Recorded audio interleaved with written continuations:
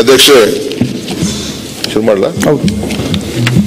ಅಧ್ಯಕ್ಷೆ, ತಾವು ತಂದಿರುವಂತ ಸಂತಾಪ ಸೂಚನೆಗೆ ನಮ್ಮ ಸಂಪೂರ್ಣವಾದಂತ ಸಹಮತ.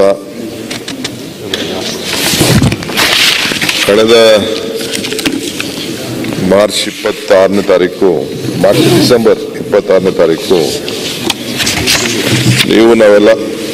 ಒಂದು ನಿಮಿಷ ಪ್ಲೀಸ್, ನಾವೆಲ್ಲ ಬೆಳಗಾಂನಲ್ಲಿದ್ದು, ನೀವು ಕೂಡ ತಮ್ಮ ಆವರಣದಲ್ಲಿ ಗಾಂಧೀಜಿಯವರ ಏನು ಒಂದು ಪುತ್ಥಳಿ ರೆಡಿ ಮಾಡಿದ್ದೀರಿ, ಅದಕ್ಕೆ ಉದ್ಘಾಟನೆ ಮಾಡಬೇಕಾಗಿತ್ತು. ನಾವು ಕೂಡ ಕಾಂಗ್ರೆಸ್ ಪಕ್ಷದ ಅಧಿವೇಶನ ಮಾಡಬೇಕು, ಒಂದು ಕಾರ್ಯಕಾರಿ ಸಮಿತಿ ಮುಗಿಸಿ 100 ವರ್ಷ ಗಾಂಧಿ ಭಾರತ ಕಾರ್ಯಕ್ರಮ ಮಾಡ್ತಾ ಇದ್ದೋ. 8:15, 9 ಗಂಟೆಗೆ ನಮಗೆಲ್ಲ ಒಂದು ಮೆಸೇಜ್ ಬಂತು. ನಾವೆಲ್ಲ ಕೂತ್ಕೊಂಡು ಮಾತಾಡ್ಬೇಕಾರೆ, ನಾವು ಮುಖ್ಯಮಂತ್ರಿಗಳು, ಮಲ್ಲಿಕಾರ್ಜುನ್ ಖರ್ಗೆ ಸಾಹೇಬರು, ರಾಹುಲ್ ಗಾಂಧಿ ಅವರು, ನಾವೆಲ್ಲ ಕೂತ್ಕೊಂಡು ಮಾತಾಡ್ಬೇಕಾದ್ರೆ ಸಂದೇಶ ಬಂತು, ಈ ರೀತಿ ಎಮರ್ಜೆನ್ಸಿ ಆಗಿದೆ, ಹಾಸ್ಪಿಟಲ್ಗೆ ಅಡ್ಮಿಟ್ ಆಗಿದ್ದಾರೆ ಅಂತ. ಸೊ ಒಂದು ಬೃಹತ್ ಕಾರ್ಯಕ್ರಮ. ಈ ರಾಜ್ಯಕ್ಕೆ ಗಾಂಧೀಜಿಯವರು ಈ ದೇಶದ ನಾಯಕತ್ವವನ್ನ, ಸ್ವಾತಂತ್ರ್ಯಕ್ಕೆ ನಾಯಕತ್ವವನ್ನ ವಹಿಸಿಕೊಂಡು 100 ವರ್ಷ ಆಗಿತ್ತು.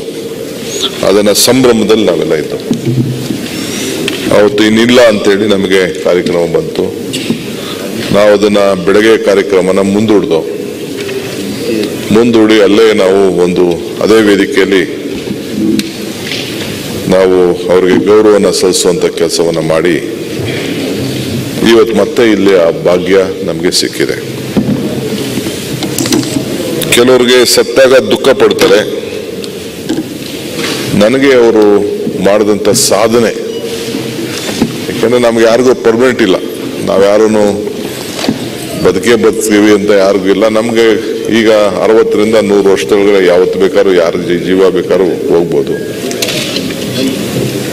ಅಂತ ಸಂದರ್ಭದಲ್ಲಿ ಒಂದು ದೊಡ್ಡ ಸಾಧನೆ, 6 ಬಾರಿ ರಾಜ್ಯಸಭೆ ಸದಸ್ಯರಾಗಿ ಅನೇಕ ಹುದ್ದೆಗಳನ್ನ ನಡೆದು, ಜನಾರ್ದನ್ ಪೂಜಾರಿ ಅವರು ವಿತ್ತ ಮಂತ್ರಿ ಆಗಿದ್ದಾಗ ಅವ್ರ ಆಫೀಸ್ಗೆ ಬರ್ತಾ ಇದ್ರು, ನನಗೆ ನೆನಪು. ಅಡ್ವೈಸರ್ ಆಗಿದ್ರು ಗೌರ್ಮೆಂಟ್ಗೆ. ಆವತ್ತಿಂದೂ ನೋಡಿದ್ದೇನೆ, ಪ್ರೈಮ್ ಮಿನಿಸ್ಟರ್ ಆಗಿದ್ದಾಗೂ ನೋಡಿದ್ದೇನೆ, ಪ್ರೈಮ್ ಮಿನಿಸ್ಟರ್ ಕಳ್ಕೊಂಡಾಗೂ ನೋಡಿದ್ದೇನೆ. ಅವರ ಆಲೋಚನೆಗಳು ಬಹಳ ದೂರದೃಷ್ಟಿಗಿತ್ತು. ಈಗ ಅವರು ಅವಧಿಯಲ್ಲಿ ಅವ್ರು ಕೊಟ್ಟಂತ ಕೊಡುಗೆ, ಒಂದು ನಿಮಿಷ ಪಾಟೀಲ್ರೆ, ಅವರ ಅವಧಿಯಲ್ಲಿ ಕೊಟ್ಟಂತ ಕೊಡುಗೆ, ಆರ್ಥಿಕ ನೀತಿ, ಫೈನಾನ್ಸ್ ಮಿನಿಸ್ಟರ್ ಆಗದಾಗ ಕೂಡ ಐ ಥಿಂಕ್ ಗ್ಲೋಬಲೈಸೇಷನ್ ಅಲ್ಲೇ ಒಂದು ಹೊಸ ಮಟ್ಟಕ್ಕೆ ನಮ್ಮ ಭಾರತವನ್ನ ಗುರುಸುವಂತ ಒಂದು ವ್ಯವಸ್ಥೆ ಮಾಡಿದ್ರು. ಪ್ರೈಮ್ ಮಿನಿಸ್ಟರ್ ಆದ್ಮೇಲೆ ಅಶೋಕ್ ಅವರು ಹೇಳಿದ್ದನ್ನು ನಾನು ಸಂಪೂರ್ಣವಾಗಿ ಒಪ್ತೇನೆ. ಬೆಂಗಳೂರಿಗೆ ನನ್ನ ಕೊಲಿಷನ್ ಗವರ್ಮೆಂಟ್ ಅಲ್ಲಿ ಮಂತ್ರಿ ಮಾಡಿರ್ಲಿಲ್ಲ ನನ್ನ. ಆಗ ದೇವೇಗೌಡರು, ಶಿವಕುಮಾರ್ ಇರಬಾರ್ದು, ಎಸ್.ಎಂ. ಕೃಷ್ಣ ಇರಬಾರ್ದು ಅನ್ನೋದು ಅವ್ರದ್ದೊಂದು ಕಂಡೀಷನ್ ಇತ್ತು. ಸಿದ್ದರಾಮಯ್ಯ ಅವ್ರಿಗೆ ಗೊತ್ತಿದೆ, ಅದು ಹೊರಗಡೆ ಇಟ್ಟಿದ್ದು ನನ್ನ. ಮತ್ತೆ ಬೆಂಗಳೂರು ಬಂದು ಇಲ್ಲಿ ಒಂದು ಆಡಿಟೋರಿಯಂ ಇದೆ, ನಮ್ಮ ಯೂನಿವರ್ಸಿಟಿದ ಆಡಿಟೋರಿಯಂ. ನಾನು, ಶ್ರೀಕಂಠಯ್ಯನವರು, ಚಂದ್ರೇಗೌಡರೆಲ್ಲ ನಿಂತಿದ್ದು ಅವ್ರು ರಿಸೀವ್ ಮಾಡಕ್ಕೆ. ನನ್ನ ಕೈ ಹಿಡಿದು ಪಕ್ಕಕ್ಕೆ ಕರ್ಕೊಂಡು ಹೋದ್ರು, ಸೈಡ್ ಹಿಡಿದು ಕರ್ಕೊಂಡೋಗಿ ಹೇಳಿದ್ರು, ನೀನು ನನಗೆ ಸಂದೇಶ ಇದೆ, ನಿನ್ನ ಹತ್ರ ಮಾತಾಡಬೇಕು ಅಂತೇಳಿ, ನೀನು ಸ್ವಲ್ಪ ತಾಳ್ಮೆಯಿಂದ ಇರಬೇಕು ಅಂತ ಹೇಳಿದ್ರು. ಯಾಕೆ ಅಂತ ಅಂದ್ರೆ, ಅದಕ್ಕೂ ಇದಕ್ಕೆ ಏನು ಸಂಬಂಧ ಇಲ್ಲ, ಈ ಗೌರ್ಮೆಂಟ್ ಡಿಸ್ಟರ್ಬ್ ಆಗಬಾರ್ದು. ಇಡೀ ದೇಶ ಅಶೋಕ್ ಅವರು ಹೇಳ್ದಂಗೆ ಬೆಂಗಳೂರು ಮುಖಾಂತರ ಭಾರತವನ್ನ ನಾವು ಪ್ರತಿನಿಧಿಸ್ತಾ ಇದ್ದೀವಿ. ಸೊ ಏನ್ ಬೇಕಾದ್ರೂ ಬೆಂಗಳೂರಿಗೆ ನಾವು ಸಹಾಯ ಮಾಡಕ್ ನಾವು ರೆಡಿ ಇದ್ದೇವೆ. ಸೊ ಇದು ಬಹಳ ಶಾಂತಿಯಿಂದ ಈ ಕೊಲ್ಯೂಷನ್ ಗೌರ್ಮೆಂಟ್ ನಡೀಬೇಕು ಅಂತೇಳಿ ನನಗೆ ಕಿವಿ ಮಾತನ್ನ ಹೇಳ್ಬಿಟ್ಟು ಹೋದ್ರು. ಅದಾದ್ಮೇಲೆ ಅವರು ಎಲೆಕ್ಟ್ರಾನಿಕ್ ಸಿಟಿ, ಇವತ್ತೇನು ಫ್ಲೈಓವರ್ ಇದೆ ಕೊಟ್ಟವ್ರು ಅವರು, ಏರ್ಪೋರ್ಟ್ಗೆ ಫ್ಲೈಓವರ್ ಕೊಟ್ಟವ್ರು ಅವರು, ನೆಲಮಂಗಲ ಫ್ಲೈಓವರ್ ಕೊಟ್ಟವ್ರು ಅವರು, ಈ ನಮ್ಮ ಕೋಲಾರ ರೋಡ್ಗೆ ಅದಕ್ಕೆ ಮಾಡಿದವರು ಅವರು, ನರಮ್ ಯೋಜನೆ ಅವತ್ತು ಬೆಂಗಳೂರಿಗೆ ಹಣ ಹಾಕ್ಬಿಟ್ಟವ್ರು ಅವರು. ಹಂಗೆ ಬೆಂಗಳೂರು ಬಗ್ಗೆ ಅಪಾರವಾದಂತ ಒಂದು ವಿಶ್ವಾಸವನ್ನು ಇಟ್ಟು ಹೃದಯ ಶ್ರೀಮಂತಿಕೆಯಲ್ಲಿ ಹಣವನ್ನ ಸಹಾಯ ಮಾಡಿದಂಥವ್ರು. ಯಾಕೆಂದ್ರೆ ಇಲ್ಲಿ ದುಡ್ಡು ಕೂಡ ಅದೇ ರೀತಿ ಜನರೇಟ್ ಆಗ್ತಿತ್ತು. ಇವತ್ತು ಕೂಡ 39% ಆಫ್ ದಿ ಇದನ್ನು ಏನು ರೆವಿನ್ಯೂ ಭಾರತಕ್ಕೆ ಅನೇಕ ಮುಖಾಂತರ ಎಕ್ಸ್ಪೋರ್ಟ್ಸ್ ರೆವಿನ್ಯೂ ನಮ್ಮ ITBTಲಿ ಇವತ್ತು ಬರ್ತಾ ಇದೆ. ಅದನ್ನೆಲ್ಲ ಬಹಳ ದೂರದೃಷ್ಟಿ ಇಟ್ಕೊಂಡು ನಮಗೆ ಸಹಕಾರ ಕೊಟ್ಟರು. ಮತ್ತೆ ಅಧ್ಯಕ್ಷರೇ, ಅವರ ಅವಧಿಯಲ್ಲಿ ನಾವು ರಾಜಕಾರಣಿಗಳು ನಾವಿದ್ದೀವಿ, ಬೇಕಾದಷ್ಟು ತರ್ತೇವೆ. ಈಗ ಸಿದ್ದರಾಮಯ್ಯನವರು ಕೂಡ ಅವರು ಈ ಪಾಪ್ಯುಲೇಷನ್ ಮೇಲೆ SC/ST ಪಾಪ್ಯುಲೇಷನ್ ಮೇಲೆ ನಮ್ಮ ಬೆಳಗಾಂ ಸೆಷನಲ್ಲಿ ಒಂದು ನಿಗದಿ ಮಾಡೋದು. ಹಂಗೆ ಇವತ್ತು ಆಹಾರ ಬದ್ಧತೆ ಕಾಯ್ದೆ, ಹಸುವಿಗೆ ಯಾರು ಹಸ್ಕೊಂಡು ಇರಬಾರ್ದು ಅಂತೇಳಿ ಒಂದು ಕಾಯ್ದೆ ಮುಖಾಂತರ ಇವತ್ತು ನಮಗೆ ಕೊಟ್ಟಂತ ಶಕ್ತಿ, ಜೊತೆಗೆ ನರೇಗಾ, ಈಗ ನಾವೆಲ್ಲ ಅದಕ್ಕೆ ಬೇಕಾದಷ್ಟು ಪ್ರೊಸೀಡಿಂಗ್ಸ್ ಅಲ್ಲೆಲ್ಲ ಭಾಗಿಯಾಗಿದ್ದೀವಿ, ಅದೆಲ್ಲ ಬೇರೆ ವಿಚಾರ. ಒಂದೊಂದು ಪಂಚಾಯತಿಗೆ 3-4 ಕೋಟಿ 5 ಕೋಟಿ ರೂಪಾಯಿವರೆಗೂ ಖರ್ಚು ಮಾಡ್ಕೊಳ್ಳೋಷ್ಟು ಎಲ್ಲರೂ ಪಂಚಾಯತಿ ಮೆಂಬರ್ಸು ಜನ ಸರಿಯಾದ ರೀತಿಯಲ್ಲಿ ಉಪಯೋಗಿಸ್ಕೊಂಡ್ರೆ ಮಿನಿಮಮ್ 2-5 ಕೋಟಿವರೆಗೂ ಕೂಡ ಅವರು ಉಪಯೋಗಿಸ್ಕೊಳ್ಬಾರ್ದು. ನಾವೆಲ್ಲ ಹಿಂದೆ ಮೆಂಬರ್ ಆಗಿದ್ದಾಗ ನಾವು ನೋಡಿದ್ದೇವೆ, ಒಂದು ಪಂಚಾಯತಿಗೆ 1 ಲಕ್ಷ ಕೂಡ ನಮಗೆ ಸಿಗ್ತಿರ್ಲಿಲ್ಲ. JH ಪೇಟೆ ಕಾಲಕ್ಕೆ 5 ಲಕ್ಷಕ್ಕೆ ಬಂದು ನಿಂತ್ಕೊಳ್ತು. ಅಂತ ಸಂದರ್ಭ ಎಲ್ಲ ನಾವೆಲ್ಲ ಇದೇ ಮನೆ ಸದಸ್ಯರಾಗಿದ್ದಾಗ ನಮಗೆಲ್ಲ ಅನುಭವ ಇದೆ. ಇವತ್ತು 5 ಕೋಟಿವರೆಗೂ ನರೇಗಾಲಿ, ಜೊತೆಗೆ ವೈಯಕ್ತಿಕವಾಗಿ ಅವನ ಜಮೀನನ್ನ ತಾನೇ ಜಮೀನನ್ನ ಕೂಲಿ ಮಾಡಿಕೊಡೋದಕ್ಕೆ ಅವನಿಗೆ ಹಣವನ್ನು ತೆಗೆದುಕೊಳ್ಳಕ್ಕಂತ ಒಂದು ದೊಡ್ಡ ಶಕ್ತಿ ನರೇಗಾದಲ್ಲಿ ಇದೆ. ಅಂಥದ್ದೆಲ್ಲ ವ್ಯವಸ್ಥೆಯನ್ನ ಮಾಡಿದ್ರು. ಸೊ ಅದಲ್ಲದೆ ಫಾರೆಸ್ಟ್ ರೈಟ್ ಆಕ್ಟ್ ಇವತ್ತು ನಾನು ಮುಖ್ಯಮಂತ್ರಿಗಳ ಹತ್ರ ನಾನು ಪ್ರಸ್ತಾವನೆ ಮಾಡಿದ್ದೇನೆ. ನಾವು ಟ್ರೈಬಲ್ ಮಾತ್ರ ಅವಕಾಶ ಇದೆ 30 ವರ್ಷದವರೆಗೂ. ಯಾರು ಫಾರೆಸ್ಟ್ ಒಳಗೆ, ಫಾರೆಸ್ಟ್ ಅಂದ ತಕ್ಷಣ ಈ ಫಾರೆಸ್ಟ್ ಅಧಿಕಾರಿಗಳಿಗೆ ಅವ್ರದೇ ಆದಂತ ಯಾವುದೋ ಒಂದು ಗುಂಪಿನಲ್ಲಿದ್ದಾರೆ.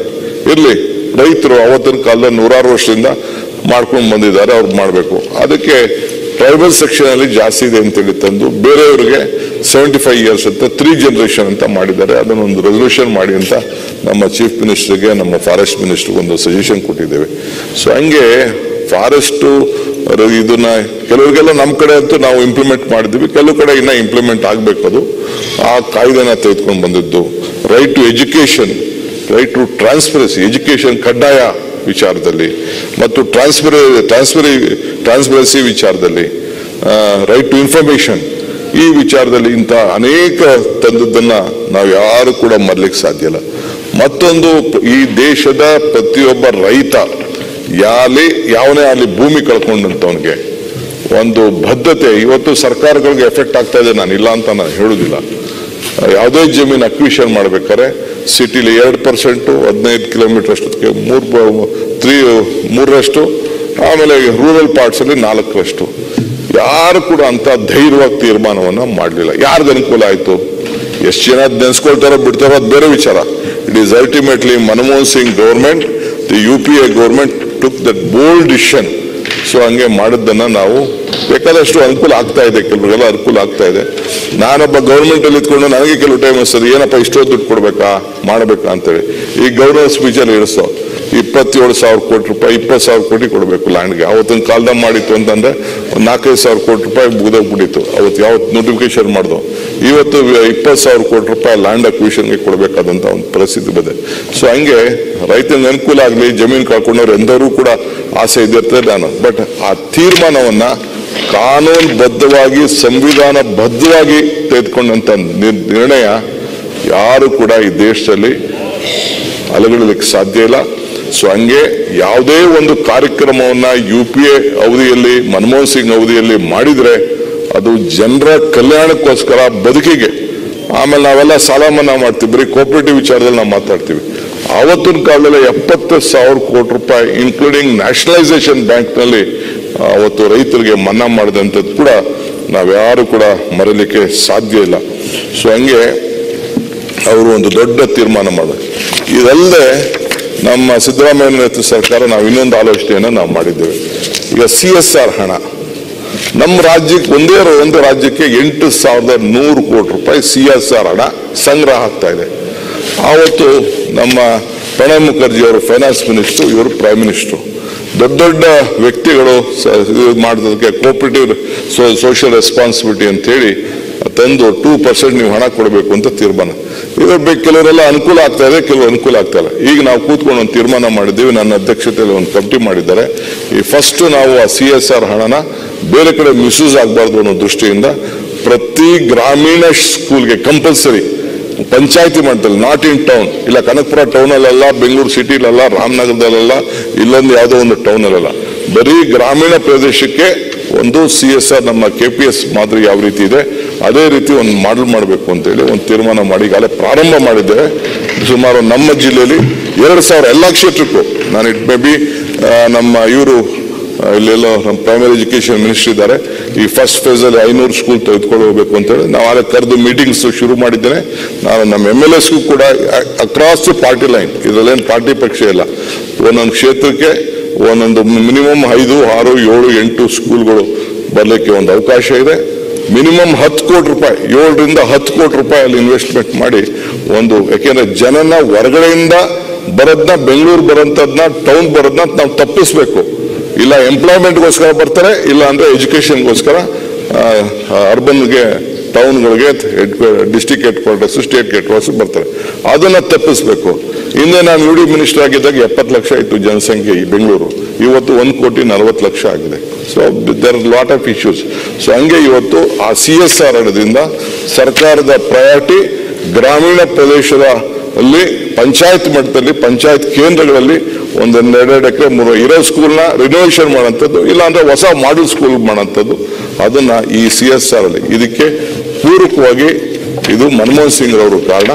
ಸೊ ಯಾರ ಹೆಸರು ನಾನು ಸಲಹೆ ಮಾಡಿದ್ದೇನೆ, ನಮ್ಮ ಯೂನಿವರ್ಸಿಟಿ ಎಜುಕೇಶನ್ ಮಿನಿಸ್ಟರ್ಗೆ ಹೇಳಿದ್ದೇನೆ, ಅವ್ರ ಹೆಸರಲ್ಲಿ ಒಂದು ದೊಡ್ಡ ಏನಾದ್ರು ಒಂದು ಮಾಡಬೇಕು, ಶಾಶ್ವತವಾಗಿರಬೇಕು ಅಂತೇಳಿ ನಮ್ಮ ಹೈಯರ್ ಎಜುಕೇಶನ್ ಮಿನಿಸ್ಟರ್ಗೆ ಹೇಳಿದ್ದೇನೆ.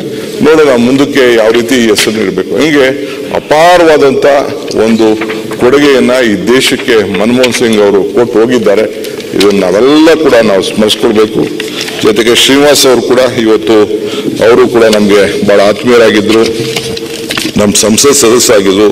ನನ್ನ ಜೊತೆ 4 ಬಾರಿ ಅವರು ಕೂಡ ಶಾಸಕರಾಗಿ ಒಟ್ಟಿಗೆ ನಾವೆಲ್ಲ ಸೇರಿ ಅನೇಕ ಸಮಿತಿಗಳೆಲ್ಲ ಕೆಲಸ ಮಾಡಿಕೊಂಡು ನಾವು ಬಂದಿದ್ದೇವೆ. ಜೊತೆಗೆ ಅವ್ರ ಜೊತೆಯಲ್ಲಿ ನಮ್ಮ ಲೋಕಸಭಾ ಸದಸ್ಯರು ಕೂಡ ಅವರಾಗಿದ್ದರು. ಇಲ್ಲಿ ಈ ಏರ್ಪೋರ್ಟ್ ಕಮಿಟಿಲಿ ಕೂಡ ಅವರು ಬಹಳ ಹತ್ತಿರದಿಂದ ಕೆಲಸವನ್ನು ನಾವು ಮಾಡಿದ್ದು. ಜಯವಾಣಿ ಮಂಚೇಗೌಡರು ಒಂದು ದೊಡ್ಡ ಹೋರಾಟ, ಅವ್ರ ಜಯವಾಣಿ ಎಲೆಕ್ಷನ್ ತೆಗೆ ಒಂದು ದೊಡ್ಡ ಹೋರಾಟ, ಬೈ ಎಲೆಕ್ಷನ್ ನಡೀತು. ಸೊ ಅಲ್ಲೂ ಕೂಡ ಇದು ಶ್ಯಾಮ್ ಬೆನ್ಗಲ್ ಅವರು, ಡಿಸೋಜಾ ಅವರು ಮತ್ತು ಸಕ್ರಿ ಬೊಮ್ಮೇಗೌಡರು ಸಾಹಿತ್ಯ ಲೋಕಕ್ಕೆ ಅವರು ಒಂದು ದೊಡ್ಡ ಕೊಡುಗೆಯನ್ನು ಕೊಟ್ಟು, ಅದು ಕನ್ನಡ ಜನಪದಕ್ಕೆ ಒಂದು ದೊಡ್ಡ ಕಂಪರವನ್ನು ಕೊಟ್ಟಂತ ಒಬ್ಬ ವಿಶೇಷವಾದಂಥ ವ್ಯಕ್ತಿ. ಜನಪದ ಕೋಗಿಲೆ ಅಂತೇಳಿ ನಾನು ಕೂಡ ಅವರ ಅನೇಕ ವಿಚಾರಗಳನ್ನು, ಅವರ ಜನಪದಗಳನ್ನು ಕೇಳಿದ್ದೇನೆ. ಇವರೆಲ್ಲರ ಆತ್ಮಕ್ಕೆ ಶಾಂತಿ ಸಿಗಲಿ ಅಂತೇಳಿ ಪ್ರಾರ್ಥಿಸಿ, ತಾವು ಕೂಡ ಏನು ಈ ಮನಮೋಹನ್ ಸಿಂಗ್ ಅವರ ವಿಚಾರದಲ್ಲಿ ನಮ್ಮ ಈ ಸಂಸತ್ ವ್ಯವಸ್ಥೆಯಲ್ಲಿ ಏನು ಮಾಡ್ಲಿಕ್ಕೆ ಸಾಧ್ಯ ಅನ್ನೋದನ್ನು ಕೂಡ ತಾವು ಆಲೋಚನೆಯನ್ನು ಮಾಡಬೇಕು. ತಮ್ಮ ಜೊತೆ ಸಹಮತ ಇದೆ ಅಂತ ಹೇಳಿ ನಾನು ಮಾತು ಮುಗಿಸ್ತೇನೆ. GT ದೇವೇಗೌಡರು.